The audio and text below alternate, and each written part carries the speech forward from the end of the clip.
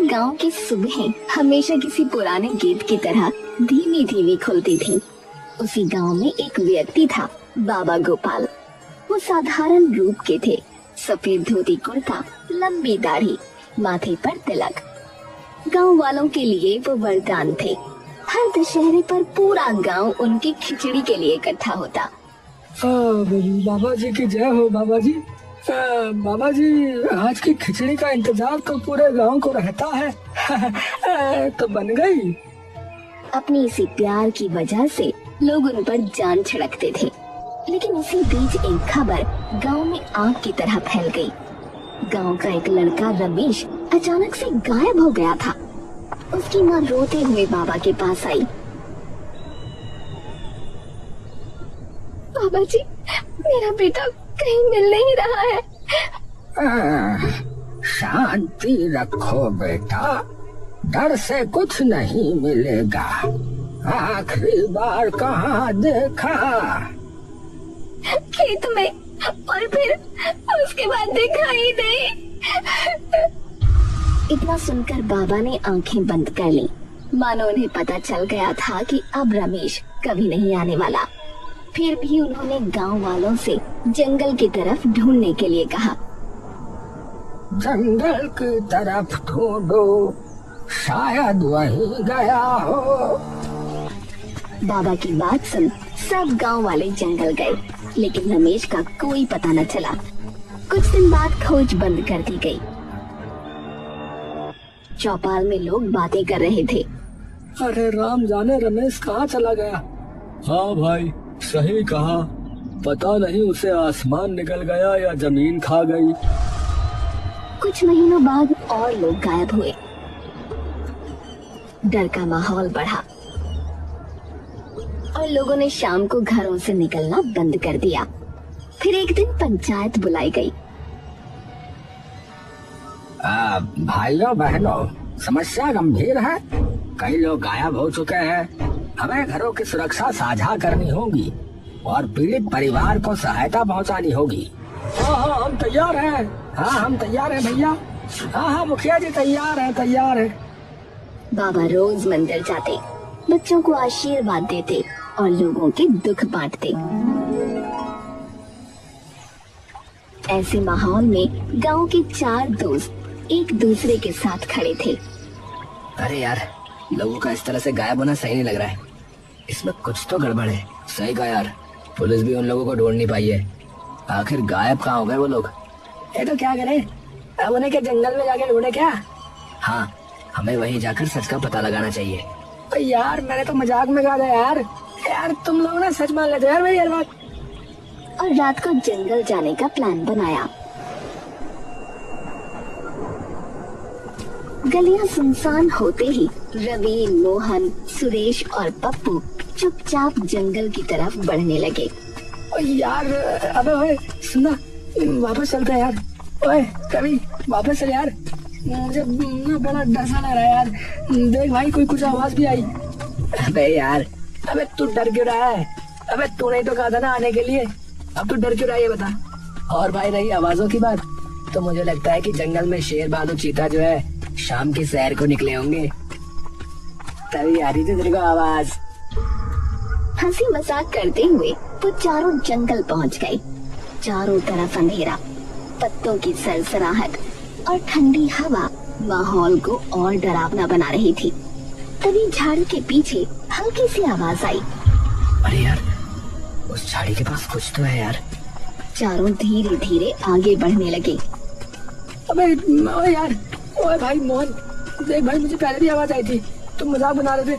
मैं सच कह रहा हूँ भाई, चलते हैं यार यहाँ से, कल सुबह आएंगे ना यार। सब धीरे धीरे झाड़ी के पीछे पहुँचे और सामने का नजारा देख सन्न रह गए। उनके सामने चांदनी में एक आधा नर और आधा पशु दानव खड़ा था, जिसके मुंह से खून टपक रहा था। पप्पू चीख पड़ा। अबे यार, ये क्या देख लिया? अबे भागो भाई, अबे भागो। सभी वहाँ से जान बचाकर भागने लगे। डर क्या होता है आज उन्हें सही मायनों में पता चला था। अगली सुबह उन चारों ने गांव के चौपाल में सबको ये बात बताई। क्या हुआ? तुम सबने इतने आनंद फानंद में पंचायत क्यों बुलाई भैया? बताते हैं सरपंच जी, पहले बाबा को तो यहाँ आने दीजिए। कि तभी वहाँ पर बाबा आते हैं और लोग उनकी जय जयकार करने लगते हैं। बाबा की जय हो, बाबा की जय हो, जय हो बाबा जी की जय हो, प्रणाम बाबा जी प्रणाम। बताओ बेटा, मुझे क्यों बुलाया है? बाबा जी, हम आप सभी को ये बताना चाहते हैं कि गांव के जंगल में एक दानव रहता है जिसका आधा शरीर मनुष्य का है और आधा पशु का। मोहन की बातें सुनकर सब हैरान और परेशान हो गए। हैं? और ये बात तुम्हें कैसे पता लगी बरखुरदार? क्योंकि कल रात हम उस जंगल में गायब हुए लोगों का राज जानने गए थे। हाँ, और तभी हमने देखा कि एक दानव जंगल में घूम रहा है। हाँ? मतलब गांव के लोग उस दानव की वजह से गायब हो रहे हैं क्या? बाबा जी, अब आप ही हमारा सहारा हो, बताओ कुछ उपाय। लेकिन सोचने वाली बात यह है ना कि इतने सालों से वो हमें दिखा क्यों नहीं, फिर कल ही क्यों दिखाई दिया वो? हाँ, क्योंकि वो वापस आ गया है। क्या मतलब वापस आ गया? बहुत साल पहले गांव में ऐसी ही घटनाएं हुआ करती थी। दानव लोगों को ले जाता था, परंतु फिर उसे मंत्र जाप से बांध दिया गया था। पर अब लगता है कि वो मुक्त हो गया है। बाबा की बातें सुन सब डर गए। पप्पू कांपते कांपते बेहोश हो गया।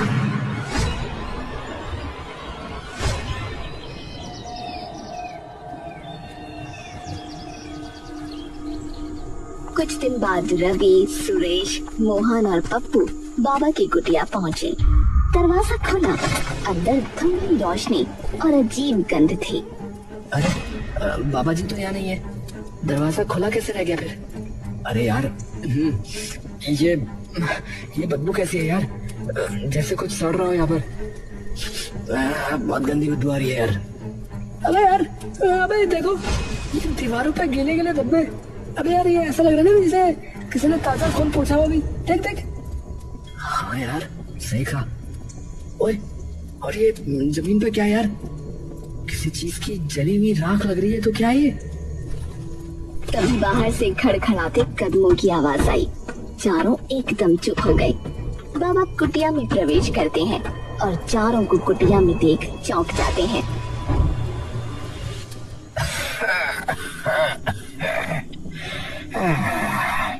अरे बेटा, तुम सब यहाँ कैसे?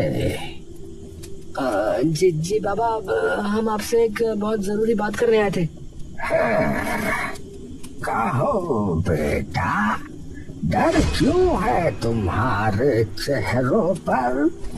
मेरी कुटिया में तो सब सुरक्षित है।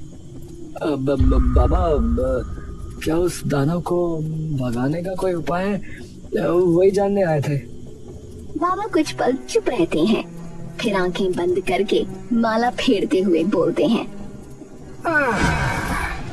उपाय है बेटा, पर कठिन है। दानव शुद्धि से डरता है। जहाँ गाय का दूध, गंगा जल और पीपल की पत्तियां छिड़की जाए, वहाँ उसकी शक्ति नहीं टिकती। मतलब हमें इन तीनों चीजों का प्रयोग करना होगा? हाँ, लेकिन सावधान रहना, दानव चालाक होता है। हाँ। रात को चारों दोस्त बाबा के बताए हुए मिश्रण को लेकर जंगल जाते हैं। ठंडी हवा चल रही थी और अंधेरा भी गहरा गया था। तभी झाड़ियां हिलने की आवाज सुनाई दी। ओ यार ध्यान से। ये जगह मुझे बहुत खतरनाक लग रही है यार। ओ यार, यार मैंने पहले कह दिया था इसमें नहीं फंसना चाहिए था हमें। आप चलो, फंस ही गए तो अब जल्दी करो भाई, जो करना है फटाफट करो, फिर घर जाते हैं। मेरे को भूख भी लग रही है, खाना भी खाना है। ओए चुप चुप चुप, देखो वहाँ झाड़ियों के बीच कुछ हिल रहा है यार, देखो। चारों ने चौंक कर झाड़ियों की ओर देखा। कुछ पल के लिए अंधेरा और डरावना सन्नाटा, फिर धीरे धीरे लाल जलती आंखों वाला दानव झाड़ियों से बाहर आया। वो अपने आधे इंसान और आधे जानवर वाले रूप में ही था। अरे यार, ये तो वही है यार, वही है ना। अरे यार शांत रहो ना यार, बाबा ने जो बताया था वही करना है, समझे? शांत रहो। दानव की ओर बढ़ते हैं, लेकिन तभी वो पीछे हटने लगता है और भागता हुआ जंगल की गहराई में चला जाता है। भाई भाई, मुझको तो हार्ट अटैक से बचाया लग रहा है भाई, लेकिन ये तो भाग गया है। आप क्या करें? लगता है यार कि ये डर गया। चारों कुछ देर जंगल में उसकी तलाश करते हैं, लेकिन वो उन्हें कहीं नहीं दिखता। अगली सुबह चारों मिलते हैं, लेकिन रवि कुछ सोच रहा होता है। तब मोहन कहता है, ओए रवि, इतना क्या सोच रहे हो यार? यार मुझे ना कुछ अजीब ही लग रहा है यार। किस बारे में? यार वो बाबा जी के बारे में यार। देखो हम बाबा जी के कहने पर ही तो जंगल गए थे ना, वहां पर हमें दानव मिला और फिर हमें देखकर भाग गया। ओए यार, तो इसमें इतनी अजीब क्या बात है, बताओ। बाबा ने वो मिश्रण जो बताया था, शायद उसी को देख के भाग गया होगा यार, मैं बता रहा हूँ। हाँ, लेकिन उसका तो हमने प्रयोग भी नहीं किया, फिर उसे कैसे पता चला कि हम कुछ लेकर आए हैं? बताओ, बोलो बोलो। हाँ यार, ये तो बिल्कुल सही बात कही तुमने, हमने तो ये बात सोची नहीं। और तुमने देखा कि हमें देखते ही वो वहां से भाग भी गया। हाँ यार, मानो हमें बहका रहा हो। और एक बात नोट की तुम लोगों ने, वो जो गंध वहां से आ रही थी यार, वो वैसी थी जो बाबा जी की कुटिया से आ रही थी। ध्यान दिया? अरे हाँ यार, तू सही कह रहा भाई। यार पता है, मुझे लग रहा है कि हमें ना इन बाबा जी पर नजर रखनी होगी भाई, कहीं कुछ गड़बड़ ना निकले। हाँ तो ठीक है यार, आज रात हम बाबा जी पर नजर रखेंगे, फिर और क्या।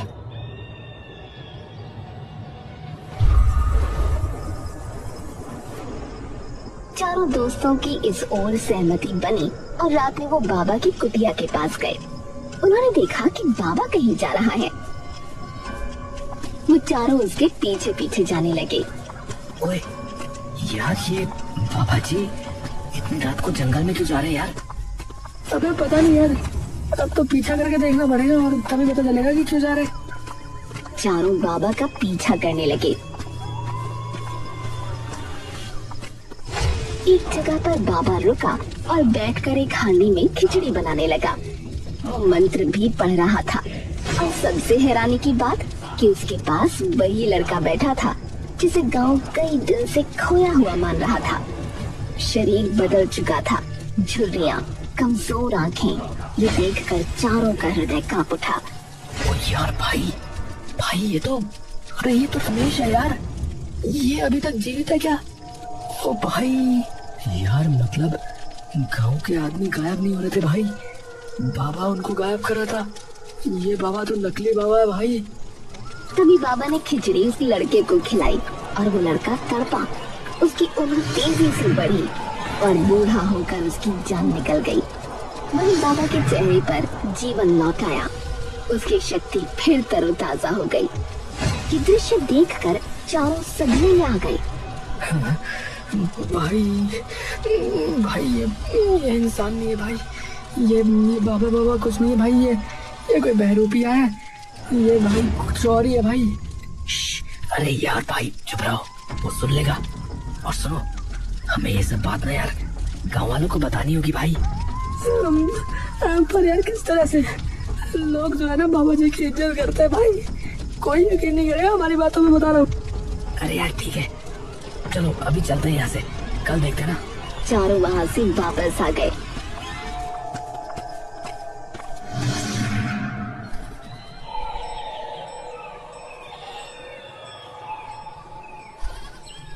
और फिर अगली सुबह बाबा लोगों को खिचड़ी बांट रहा था। तभी रवि अपने दोस्तों से बोला, जरा देखो तो इस नकली बाबा को, रात में लोगों को मारता है और दिन में इनका भगवान बन जाता है। इसे इसके कर्मों की सजा मिलनी चाहिए। भाई लेकिन कैसे? पता नहीं यार, लेकिन इस खिचड़ी का राज भी जानना होगा हमें। मुझे तो इस खिचड़ी में भी कुछ गड़बड़ चाला लग रहा है। अगली रात चारों फिर जंगल गए, लेकिन इस बार बाबा ने उन्हें देख लिया। उत्तरी यार, बाबा ने देख लिया हमें। चलो भागो भाई, भागो भागो भाई, भाग भाई भाग। चारों दोस्त जान बचाने के लिए भाग रहे थे, पेड़ों से टकराते, जमीन पर गिरते पड़ते, हाँफते हुए। अचानक रवि मुड़ कर देखता है। अरे अरे पप्पू कहाँ है? लगता है पीछे रह गया। क्या पीछे रह गया? अबे यार जल्दी देखो, कहीं यहाँ गिर तो नहीं गया जंगल में। तीनों पीछे भागते हैं। चांदनी में हल्की झलक मिलती है। पप्पू जमीन पर तड़प रहा था और उसी आधे इंसान रूपी दानव ने उसकी गर्दन जकड़ रखी थी। पप्पू पप्पू, अरे छोड़ना उसे, छोड़ना भाई, भाई भागो भाई, मुझे छोड़ो। दानव गरजता है। उसकी आंखें आग की तरह चमक रही थी। वो हाथ में जकड़े पप्पू को और ऊपर उठाता है।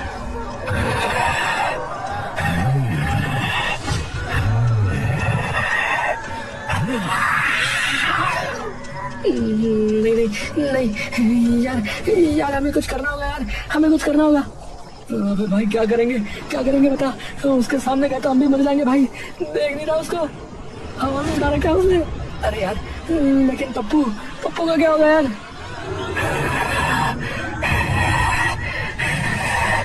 कोई पास आया तो इसका खून अभी यही बहा दूंगा।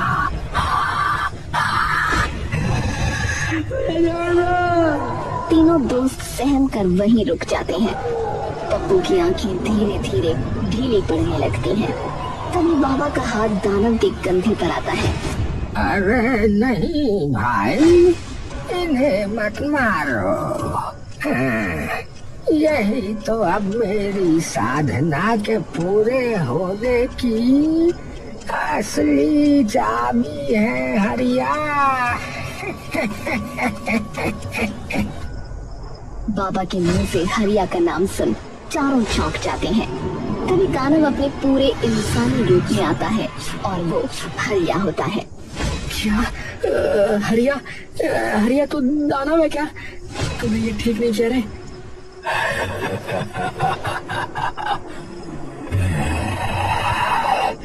क्या ही कर लोगे अब? क्या कर लोगे? दानव हो या मनुष्य, तूने गांव से जो गद्दारी की है उसका हिसाब तुझे चुकाना होगा।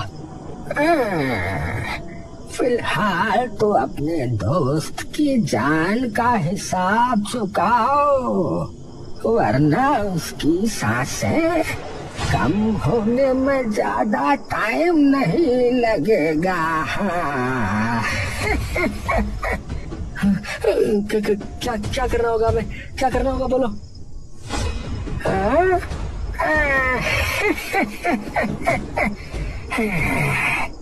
ये हुई ना बात। तुम तीनों को दशहरे की रात किसी भी गांव वाले को यहाँ लाना होगा। ध्यान रहे, थोड़ी भी चतुराई की तो तुम्हारा दोस्त मारा जाएगा। बाबा की बातें सुनकर तीनों के पसीने छूट गए, लेकिन अपने दोस्त की जान बचाने के लिए वो लोग शर्त को मान लेते हैं। ठीक है हमें मंजूर है, लेकिन तब तक पप्पू को कुछ नहीं होना चाहिए बता रहे। जल्दी जाओ, जल्दी। अब मुझसे रहा नहीं जा रहा है। जिनकी जिंदगी में रस है मैं उनसे फिर अपनी खिचड़ी बनाऊंगा और उनसे उम्र निकालूंगा। तीनों बाहर से बाबा का हुक्म मानते दिखे, पर भीतर उसकी ताकत खत्म करने की योजना बना रहे थे। यार पप्पू और गांव को बचाने का ना एक ही तरीका है यार। हाँ बोल, क्या तरीका है रवि? यार बाबा की झोली से ना हमें वो किताब चुरानी होगी लग रहा है। उसमें ना यार जरूर कुछ ना कुछ राज छुपा हुआ है यार, मुझे लग रहा है।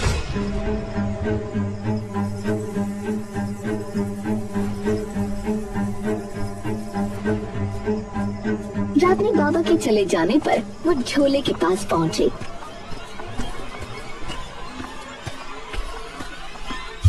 और किताब निकाल ली।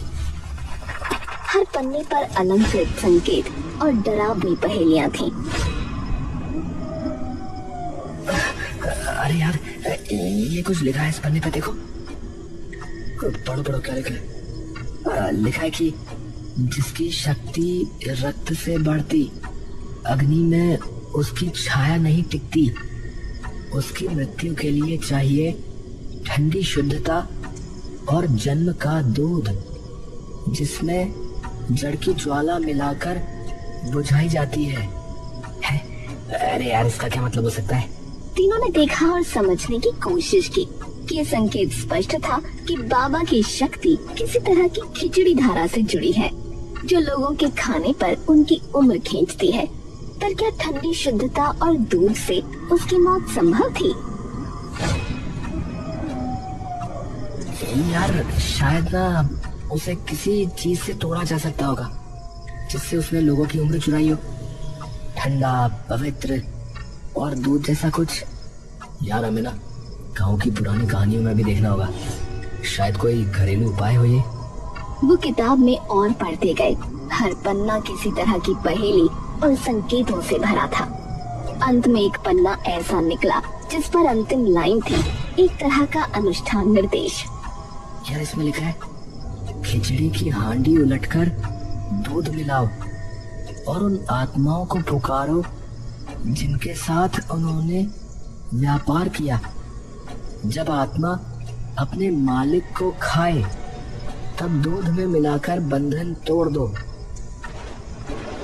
तीनों ने योजना बनाई। बाबा से छीनी गई आत्माओं की मदद लेंगे। आत्माएं सिर्फ सच्ची दिल की पुकार पर आती हैं। पप्पू को बचाने के लिए उन्हें आगे बढ़ना पड़ा। अरे यार अब ना चाहे कुछ भी हो जाए, पप्पू को और इस गांव को बाबा के चंगुल से छुड़ाने के लिए यार हमें आत्माओं को बुलाना ही होगा यार।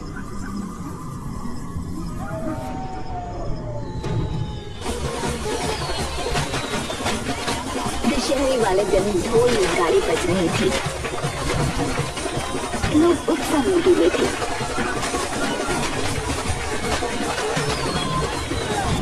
वो हांडी के पास पहुंचे। अब समय आ गया है, हांडी उलट दो। मोहन हांडी पलट देता है। सुरेश तुरंत पवित्र दूध का मिश्रण उसमें उड़ेल देता है। यार कर तो देंगे, पर अगर गलती हो गई तो भाई पप्पू गया फिर। अरे यार मंत्र पढ़ो ना यार, वरना देर हो जाएगी यार। तीनों कांपते हुए किताब के मंत्र पढ़ते हैं। हे भगवान, पप्पू को बचा लेना। हांडी से एक लंबी कराह उठती है। अचानक हवा में सैकड़ों परछाइयां उभरती हैं। अरे ये तो यार गाँव वाले हैं यार। अबे देख भाई, ये सब गाँव वाले हैं यार, जिनकी उम्र बाबा ने छीनी थी। ये तो वो सभी लोग हैं, ये सब लौटा है भाई। तभी बाबा वहां आ जाता है।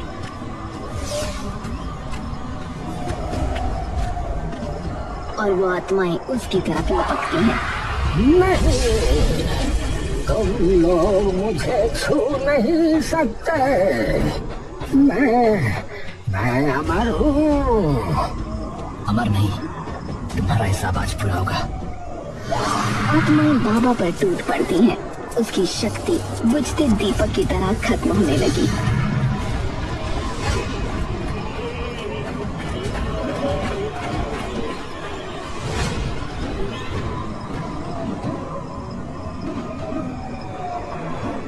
तभी बाबा अचानक पप्पू को खींच लेता है।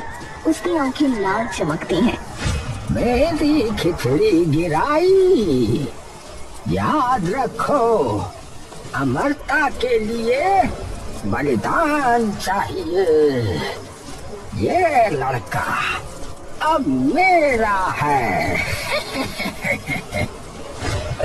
भाई भाई बचा भाई। तभी हरिया अपने आधे दानव रूप में बाबा को बचाने जाता है।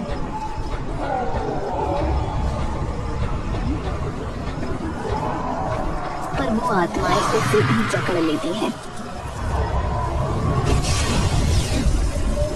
बाबा भी तड़पता है। उसकी चीखें दरिंदों जैसी गूंजती हैं और बाबा की चमक धीरे धीरे मिटने लगती है। अरे भाई देखो, उसकी शक्ति बुझ रही है। हाँ भाई, उसकी शक्ति कम हो रही है और लगता है ये नकली बाबा अब खत्म हो गया है, जो अब कभी नहीं लौटेगा। बाबा तड़पते हुए चीखता है। उसका शरीर सिकुड़ता जाता है। नहीं, मैं नहीं मिट सकता।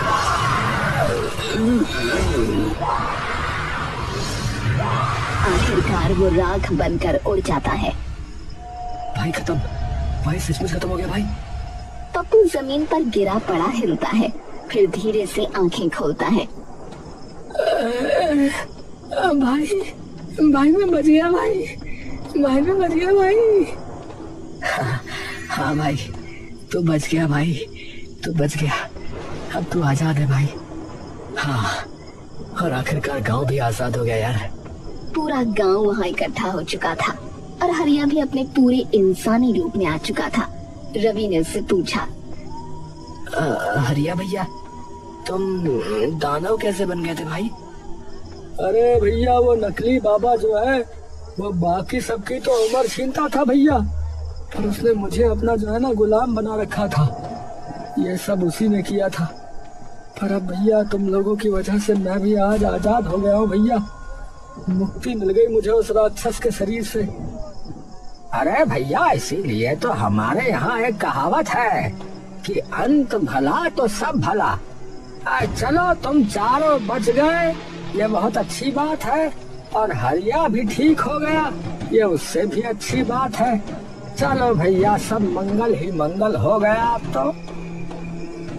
हाँ, इतनी बड़ी गुत्थी सुलझा दी। हम तो तुम्हें नकारा समझते थे। चारों दोस्त हंसने लगते हैं और अपने अपने घर को लौट जाते हैं।